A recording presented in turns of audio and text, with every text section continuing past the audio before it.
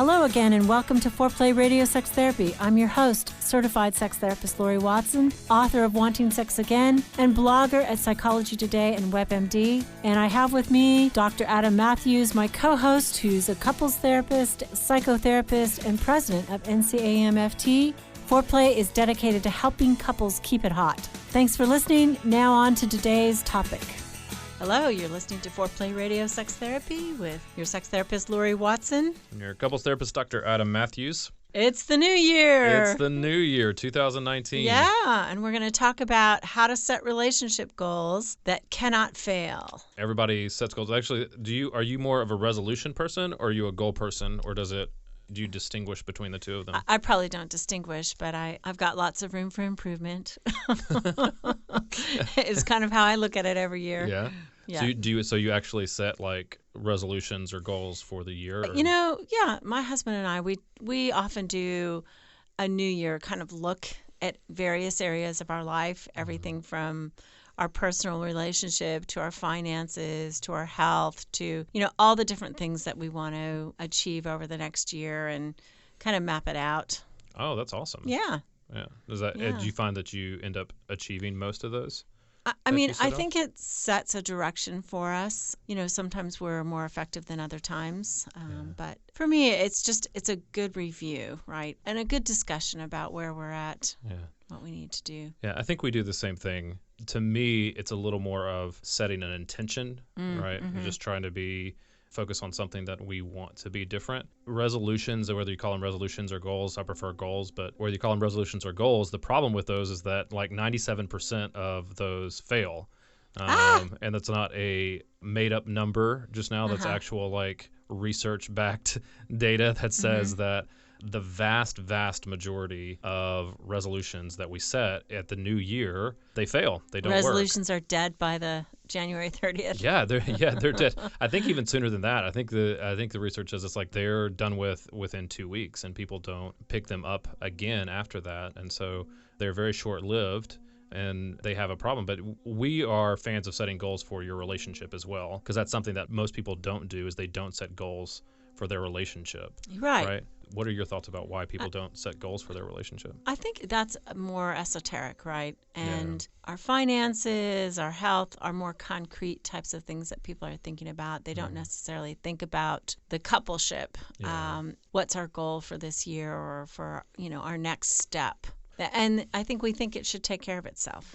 Yeah, because we think of things that need to improve in our relationship as really abstract things like communication. That's the classic one, right? Right. That everybody wants to have better communication, and nobody knows exactly what that means, but everybody wants it. We know we need to communicate better, or we need to be more connected. Sure. We want to love each other better, or whatever it is, and there's not any of these kind of concrete things that we actually want to improve. We don't know how to. We don't know how to measure that, right? How do you measure whether you're more connected in a relationship? I mean, I think those are hard questions. More sex, but isn't that more concrete though? That's measurable. That's measurable. Yeah. I know. I can track how much sex we're having. Right. And I do in my planner. You do? No, gosh, Adam. I think no. We You're do not do freaking that. me out. Okay. But I think everybody wants things that they want to change or be better in their relationship, right? I did have a couple one time that said there was nothing that they wanted to be different in their relationship. They just wanted to pay for therapy. They just wanted to pay for therapy, I guess. I don't know. That was kind of weird. But have you ever met a couple that's just like everything's good? We don't need to change anything, like even like friendships, not just clients. Yeah, I mean, I certainly have met people outside of the therapeutic room who say everything's great, right? The Facebook skim. Especially this time of year, everybody else looks so happy. Yeah. At holiday time, like everybody's Christmas card put together. Exactly. Yeah. Exactly. I think that in the therapy room, I have goals for couples, and it isn't. There's a generic goal, which is the first thing is couples have this push-pull, the pursuer, distance, or dynamic often, and so I want them to identify it. I want them to feel themselves in it. So in the room, we talk about it. Okay, it's right here. Yeah. And then my first goal is for them outside of the room, for them to say, oh, yeah, I'm doing that thing. And then the next thing I want them to do is to identify their part. Yeah, I'm the pursuer, I'm the distancer. And to know their options. Right. Like if I'm a pursuer, which is a push and it's not working, right? I push and push and push and things don't change, they don't get better. Right.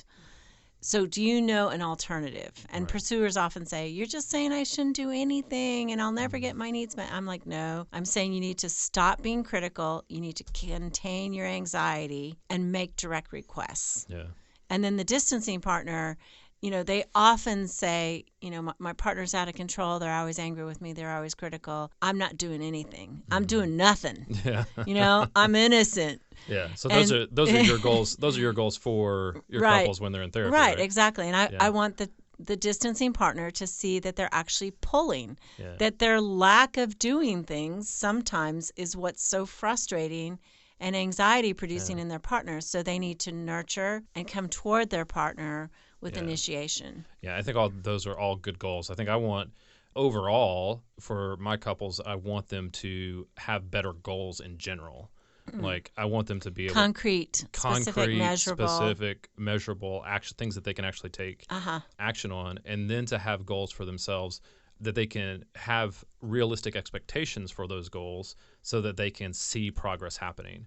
I think that's one of the problems with why resolutions and goals fail is because when they're not happening the way that we want them to happen. Right. And so that we get hopeless and we give up on them. Right. I think it's crucial that you be able to see the progress that you're making and have a reasonable expectation for what that's going to change, right? If we compare, like if we did that with like weight loss, right? If we set weight loss goals for ourselves and we use we expect that we're going to be like on one of those weight loss TV shows where we're going to lose 30 pounds in 1 week, then we're going to get hopeless and we're going to give up really, really quickly. But if the goal is more something like I'm going to go to the gym every day. Right. Something that I can do. Or I'm going to go 4 times a week or something like that. I like that. Rather than, actually weight loss is a hopeless goal, right? Because you can't lose weight. You can change the way you eat. You can change the way you exercise. Those are tangible things, doable things. Yes. You can't change a number on a scale. I mean, the doable things eventually maybe change the number on the scale, but it's an indirect result. It's not a direct result of what we're doing. Well, and I like that because then you can, ask the couple every week, did you do your, the next step? Right. Yeah. Did you take that one step that you were supposed to take that day? And I think we don't recognize that Jerry Seinfeld has this thing about don't break the chain. Have you heard about this? No. Where it's like you do the next step every single day and you cross it off for that day. Whatever it is. Whatever it is, you don't. Yes, I have heard of this theory. Like in terms of behavioral change, you make a concrete commitment. No matter what, you do the thing you're committed to, and you just don't stop. And then eventually, like that, all those successful days behind you make it more likely that you're going to be successful that day. Absolutely. Right. So like I know you're writing your dissertation, right? And doing all that yes. fun stuff that you're involved in. Yes, right? I am. So even something like that, like if even if you're only able to do 15 minutes a day, those 15 minutes, if you're conscious enough to be able to do those 15 minutes every single day, don't break the chain. Eventually, those small steps add up to the big step, the big change, which actually gets it done. And that's what I think when we talk about relationship goals, like these things, when we're able to set good goals and able to move them forward, like we've been talking about, eventually leads to bigger relationship change and relationships that we want. But we don't think about it like that, I don't think, because we don't think of relationship goals the same way we think about other goals. And oftentimes, I think they just go unspoken. Like, because we all have things we want to change, we just keep them in our head rather than speaking them out loud, or we try to make them happen ourselves when relationship is two people, and we don't talk about what we actually want to be different. And so those things just stay unspoken and stay unsaid, which is one of the chief reasons that other resolutions fail when you don't talk about them with somebody else. So there's accountability. There's accountability, yeah. That makes us more likely to do it. Absolutely. But overall, I think it is just, because we're going to come back in the second part and kind of talk about some ways to set better goals and to kind of do that, goals that aren't going to fail. But overall, to me, it's just the thing that we focus on grows, right? Mm-hmm. Whether that's at work or in our personal relationships, and definitely in our committed relationships, that when we focus on it and set some intentions, that's the thing that's going to actually grow and be better. I love that you're saying this concrete pattern of, don't break the chain, don't stop doing it every single day, because those little changes, you're right, make a huge difference over time. Just a little aside, not the most organized housekeeper. But one of the things that we had decided at one point was every time you go up and down the stairs, you need to take one item. So if you take one item, and, we figure we go up and down the stairs, right, like 8 times a day easily. So if you take one upstairs item that doesn't belong there and bring it downstairs, maybe you're taking your water glass, and then when you're downstairs, you take one item upstairs. I mean, it was so incredible, Adam. Yeah. Our whole house was like magically cleaned up. This is when the kids were little. Yeah. It was magic. That's awesome. And if the kids came downstairs without an item, I'd say, "Oh, you don't have an item, go upstairs." And pretty soon there was like no item to bring up and down the stairs. Yeah. So I said, "Okay, if there's no item, then before you come down the stairs, look in the room that you're at. Is there anything that you can do to help make it better, to straighten it? Do one thing. Do one tiny thing." And it was like, boom. That's awesome. Our house was uber organized. It was really a cool thing. That's and the awesome. other one thing a day that I do every single day is I try to offer an appreciation for my husband about what he's doing, how he's contributing to the family, but also about his body. Because he's so hot. I mean, it's really easy. But every single day I say something like, how attractive I find him. That's so good. And it's not, I mean, it's almost instinctual, but I decided that long ago. Yeah. I think the thing that we do every day is the hello and goodbye like that, we making sure that, do it with my wife, but then also do it with the kids when I leave them, is that, and when we come home, that's the first thing that happens. Rebecca gets the first, of all kiss. Of first kiss and of all that when leaving and coming, but the kids do as well. And like, I think that adds up over time as well. It does. Right? It does. It creates an atmosphere of warmth, a family of warmth. Okay, well, let's come go back and talk about how to set those goals in a great way. Okay. So, hey, everybody, we have a favor to ask of you, and we want to know you better. We'd love to know a little bit about who's listening, where you come from, what age you are, what gender you are. And so we have a link in the show notes, which is on foreplayrst.com. In the show notes, we're going to give you just a micro quiz, just a few questions. If you would answer that for us, it would be so helpful for us to get a better direction about who we're speaking to. And we know that not all of you will do this, but if you would, foreplayrst.com is where you go in the show notes, link there, and just tell us a little bit about you. We would greatly appreciate that kind of feedback. And we're so thankful for each one of you. This will give us a way just to continue to make the podcast better, to address some topics that you really want to address. Please do that for us. We'd be so grateful that you did that. So we're back, Foreplay Radio Sex Therapy, and we are talking about goals, relationship goals. I got to say it Adam's way. Relationship instead of resolutions. Do you like that better? No. I mean, either. Either. You're right. Either Interchangeable. Interchangeable. So we have some things that we think would help set those goals better, because I think when we set good goals, then we give them the best chance that they are not going to fail. And the first tip is defeating perfectionism, the perfectionist aspect of goals, through acceptance of our relationship. I think, Laurie, too often our goals are really perfectionistic goals. Mm-hmm. We want them to be absolutely perfect. We're going to never fail at this. Once we start doing these goals, everything's going to turn around. Once we start exercising, the weight is just going to melt off. I set last year what was probably too perfectionistic a goal. My goal last year was I was going to read 100 books in a year. Yeah.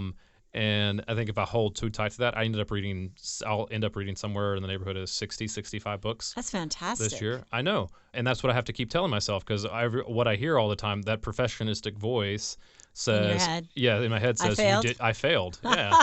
Like, it wasn't I read perfect. 60 books. I failed. That's right. Oh my That's gosh. Right. Like things like that we just get really perfectionistic about. Like, if we start working on our sex life with our partner, We say we're going to have more sex, and then a month goes by and nothing's changed. Or maybe one thing has changed, and we look at it and go, but it wasn't perfect. It wasn't exactly like we wanted it to. We didn't have sex every day, right? We only had sex 3 times a week. That would make us discouraged and drive the hopelessness. So to me, and you tell me what you think about this, but I think that one of the key ways to defeat that perfectionism is through just acceptance of whatever is happening, whether it's what's happening currently or whatever it is, the steps that you have to take or the steps that you do take, if that makes sense. So we need to set the direction and look at the progress, not necessarily if we make improvement, then that's a good thing. Then we've met our goal, even though we may say, this particular number is our goal. But, if we get close to that, that's a win. Yeah, I mean, I think something is better than nothing, right? 60 is way better than 60 is way better than 0, right? But I think that we don't often just accept where things are today. We fight against that. We either get frustrated about where it's been in the past or where we want it to go in the future, and so we never get to enjoy it. So being able to accept it, I think, means, I can make a step today, right? It makes that a lot easier when I can just say, whatever's happening today, whatever's going on, whether it's good, bad, or otherwise, I can accept it. It doesn't mean that things may not need to improve, right? It means I still may want it to improve, but I can accept where it is. Yeah. And accept the good and with the bad at the same time.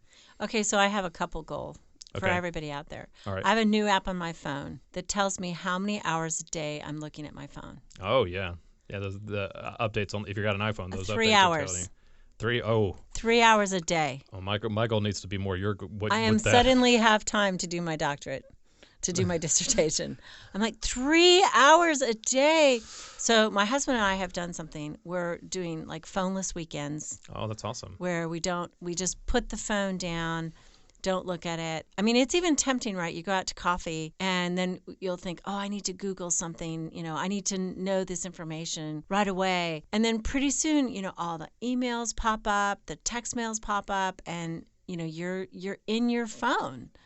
I mean, it's just ridiculous. So to me, and I'm like basically off most of social media. We do have Instagram, follow us on Instagram, and I do tweet a little bit, but overall, for my personal self, I'm not reading my Twitter feed and that kind of stuff, or my Facebook feed. Yeah, because it's a wasteland in terms of time. And that has given us so much more time. It's been wonderful. Well, that's great. Yeah. My goal needs to be more your goals. Mine is currently sitting at 5 hours. Is it really? A day, yes. That's a lot. And that's my phone. I think, I have other screens too, right? I watch a little television. I'm on my computer. Yeah. I mean, it's not accounting for any of that time. It's just the phone. But if you put 20 of that 3 hours that you're on your phone toward your husband, like even just 20 minutes is going to make a huge difference. Huge difference. So the second tip about how to set goals that are not going to fail is to focus some goals on what you need to improve in the relationship rather than on what your partner needs to do differently. Right. Do you know who you are, how you function, and what is your own goal? Yeah, because those goals, even if for some reason, y'all don't agree on the goals that need to happen and need to change, by setting goals for yourself about what you want to do different in the relationship, how you want to be better at whatever your part is, that becomes way more in your control. Yeah. I think a lot of times when we think about things we want to change in our relationship, we often default to things that we want our partner to do differently, and exclude ourselves. Yeah. Right. We want them to pursue us more. We want them to be more emotionally available. We want them to initiate sex more, help around the house more, whatever it is. We always know what we want them to do. Yeah, that's right. So easy to see their faults. Okay, so let me give a concrete example for a pursuer. Okay. So one of the problems when you're anxious about the relationship, the state of the relationship, is oftentimes that anxiety is pretty pervasive. It happens all week long, and you often want to bring up your concerns frequently. So what I say is write them down and collect them in one place. Do not, on a random basis, ask your partner for change, offer criticism, or say the things that you feel are wrong. Collect them all, write them all down, and then have a designated time to say, we need a relationship debrief, And it has to be time limited. And this is frustrating for pursuers because they're like, but I have so much to say. 1 hour. Yeah. You get 1 hour and you can talk about it. And that hour has to be divided with your partner so they can bring up their concerns or at least talk about their perspective on these concerns. Yeah. So collect it all as a pursuer. And that way your whole week is not disrupted by all the things that are wrong. You know, like, I mean, you can enjoy some time together where it's not this constant critique. Okay, distancers, once a day, I want you to move toward your partner in a concrete way, which is offer appreciation, say, hey, how can I help you today? Touch them. Whatever their primary love language is, do one of those things each day. So your move is to come toward your partner with attention, and the pursuer's move is to contain all their criticisms and anxieties into one place, one notebook, and set one designated time to do it. That alone will change the climate of your house. That's your awesome. household. Yeah. That's a good goal for sure.